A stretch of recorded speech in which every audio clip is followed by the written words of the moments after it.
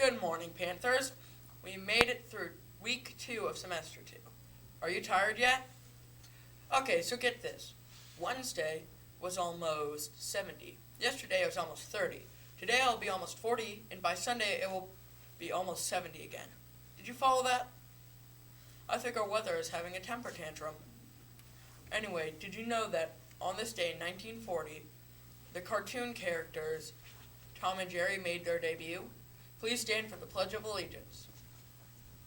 I pledge allegiance to the flag of the United States of America, and to the republic for which it stands, one nation, under God, indivisible, with liberty and justice for all. You may be seated. Today's science fact of the day is about a man who learned to use the peanut to make history. Who knew a simple thing like a peanut could do so much? George Washington Carver did. Let's go to Geeve to find out more. Thanks, Jake. Panthers. George Washington Carver was born into slavery in Diamond, Missouri around 1864. The exact year and date of his birth are unknown. Carver went on to become one of the most prominent scientists and inventors of his time, as well as a teacher at Tuskegee Institute. Carver devised over 100 products using one major crop, the peanut, including dyes, plastics, and gasoline. He died in 1943 at the age of 78 after falling down the stairs. Let's check out this video to learn more about him. Born the son of American slaves and raised in the humbling conditions of poverty and prejudice, George Washington Carver overcame the barriers of his childhood to achieve world renown as a distinguished scientist, poet, painter, and teacher. From an early age, Carver pursued an interest in plants, an interest that led him to Iowa State University and a graduate degree in botany. Dr. Lewis H. Pommel, the distinguished scientist for whom Carver worked at Iowa State, called him a brilliant student, the best collector, and the best scientific observer I have ever known.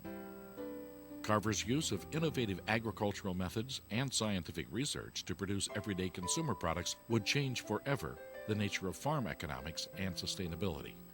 Carver devoted his career to teaching sustainable farming, which for him included developing new uses of agricultural products that could boost farm profits and move farmers away from monoculture.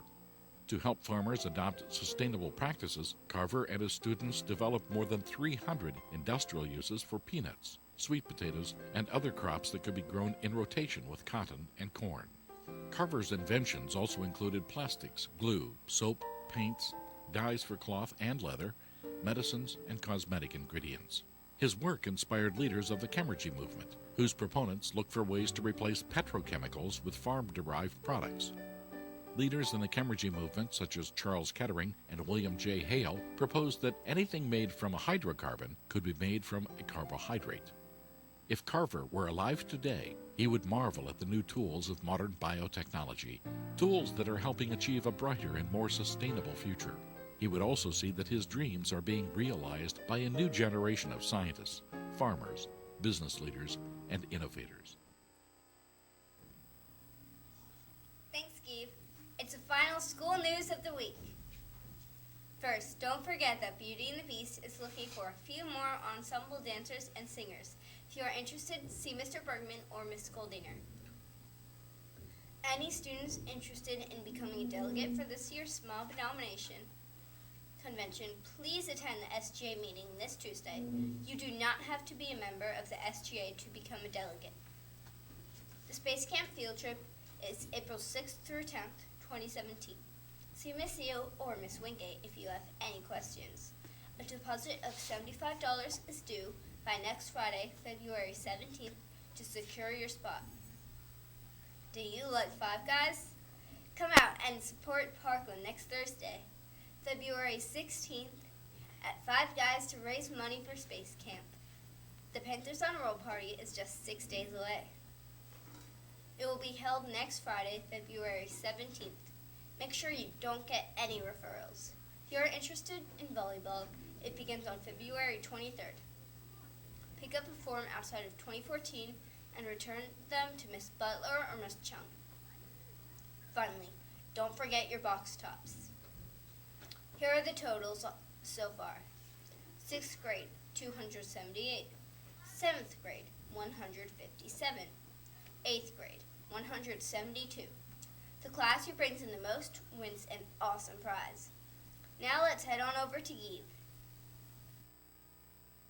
Panthers, did you know that the most watched program on TV on this day in 1993 was Michael Jackson Talks to Oprah Winfrey? One of the few camera interviews Michael Jackson ever did. It was seen by 90 million people and the most watched interview in television history. It was also the first interview Michael Jackson ever did since 1979. Jackson discussed missing out on the normal childhood and had strained relationship with his father, Joe Jackson. During the interview, Jackson attempted to dispel many of the rumors surrounding him. Check out this clip where he talks about his childhood.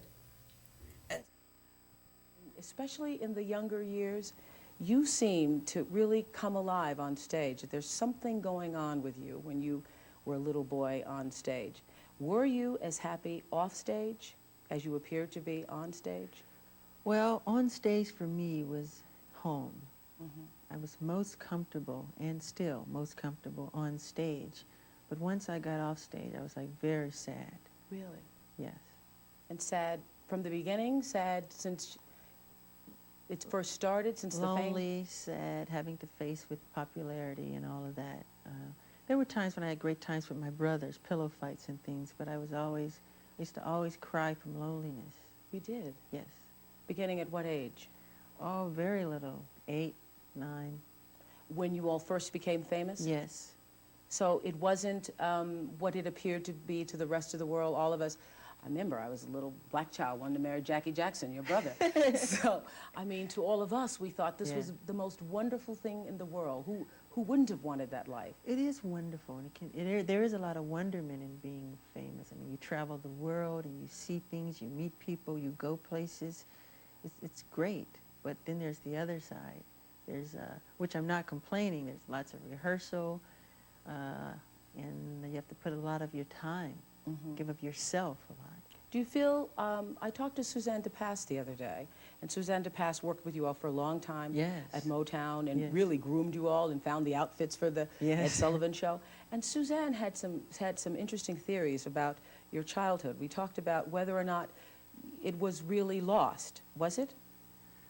Well, especially now, I come to realize, and then I would do my schooling, which was 3 hours with a tutor. Then right after that, you know, I'd go to the recording studio and record, and I'd record for hours and hours till it's time to go to sleep. So it'd be nighttime. And I remember going to the recording studio. There was a park across the street, and I'd see all the children playing, and they'd be rooting and making noise, and I would cry. It'd make me sad that I would have to go and work instead. I wanted to go to this, to hear what Suzanne had to say about your childhood. And we're going to look at some pictures of you as a little boy. Okay. Describe the performance that you put on. What I do? Yeah. Well, most of my songs are fast.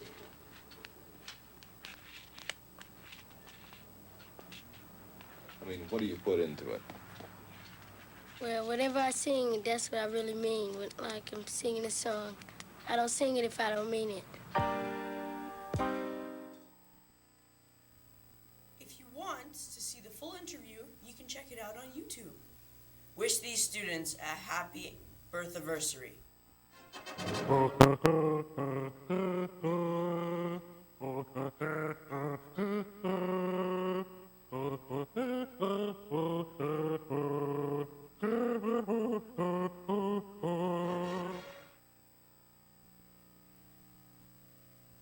Okie dokie, Panthers.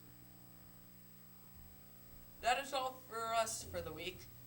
If you're keeping track, spring won this week. It had 2 days early in the week and is looking at 2 more compared to the 2 winter days we had. Enjoy the warm weather this weekend. Have a great day, and we'll see you on Monday. Bye.